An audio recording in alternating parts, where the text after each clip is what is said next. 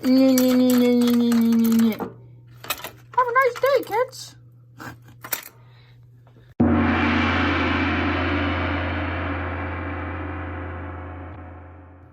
Hello everybody and welcome to a video that is long overdue. As you can probably tell, I'm in my basement. And that usually means building something. And that's exactly what we're doing today. I'm sure most of you know my Ant White Buddybot. And know what happened with him in his first competition. Came second place, but something happened to this frame here. As you can see, it's not too hot. But yeah, so we had to order new parts. We had to completely abandon that frame. So we had to order this new frame here, brand spanking new. You can see? And we had to order a bunch of new parts. We had to order a new motor head. But yeah, the rebuild of Buddybot is underway. And I'm going to walk you through what's going on. This is going to be a two-part video because it's going to take a while to actually finish it. So yeah, let's go over the damage report, shall we? First and foremost, the worst damage was to this servo, although it wasn't actually the worst damage in terms of how much was done to it. It was the most crippling damage because I couldn't really use my weapon. It wouldn't go down all the way. Turns out all that happened is just, I think the screw got knocked out a little bit, which made this tube loose, and it got just taken off the arm that it's, the gear that it's attached to that spins it. So that's why it wasn't going down all the way. That's fixed. Next, we have this titanium wedge, rest in peace. You can see the armor got absolutely mauled. We're going to make a new one of those. And we also have some polycarbonate over here that we're going to turn into another wedge and possibly some wheel guards. Stay tuned for that. Also, our power switch, as you can see down there, we took a hard hit from a beetle weight drum spinner in the all-weight rumble, which I really regret entering in now. Knowing that it was an all-weight rumble. I didn't know that when I entered in. It was stupid.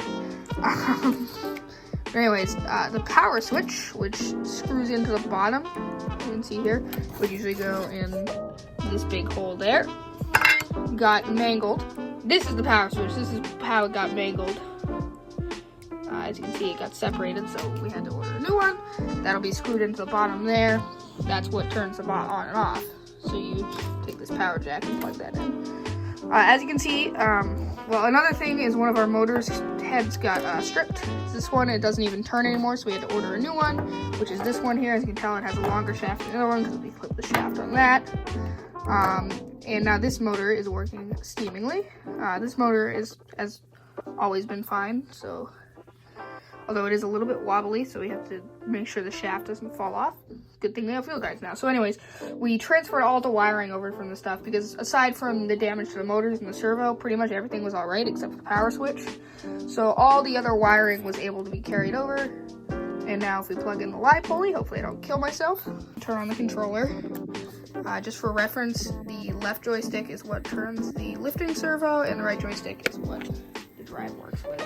So as you can see, when I turn this, the motors work. I know they look uneven right now. That's because I don't have them correctly set. With my controller, those are the speed controllers. And then over here, servo, as you can see, it looks like it's coming down slowly, but that's because it has a bunch of torque. Not really the fastest rotation, but again, that's torque. So the servo's working, the motors are working properly. I have new ratio motors coming in the mail. And that's really what's going on right now. We are missing two of the screws that are necessary to go in to mount the motors. And we're going to have to get those. But when those come in the mail, we'll be able to mount the motors and hopefully place all the stuff inside the robot, which is going to be the next part of this video. And then we'll be good. So yeah.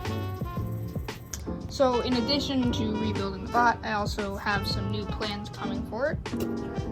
Recently I got a 3D recipe for kind of a fork, like a lance thing, like, on Bugglebots they have Sir Lancerfrog, that type of thing. I'm gonna use that. I'm gonna screw it on, hopefully it'll be kind of a hinged lance. In addition, I also got some more wheels and twist hubs because some of the ones I used at the event kind of got screwed up. I don't know if you can see the back, but there's a lot of damage there. And we might be catting a titanium top armor. We already had the wedge armor, but we have this new slab of titanium here. You can see there. We might send this off to a guy who can do titanium milling, and he'll cut us a top that will look identical to this one. Also, I have a new lifter scoop because something went wrong here. And as you can see, one of the screws is completely gone and the whole thing's bent. So yeah, we need a new lifting scoop. And we're probably going to make a custom lifting scoop. And then in addition, we're going to make a titanium wedge similar to this bad boy here. But the kicker is it's going to have extended sides. So that should hopefully keep the structural integrity. Hopefully it'll be able to take hits from the side better, because you saw what happened here. That's because we didn't protect the sides. It got hit on the sides and grinded away at, and it broke.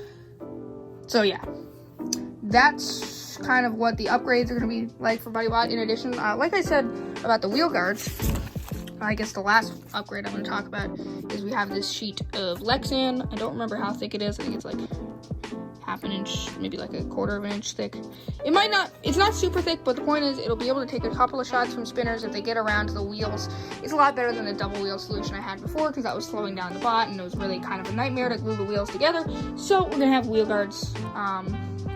Don't know how that's going to work yet, but it's going to work. So that's pretty much it for the building of Buddybot right now. We'll be back with part 2.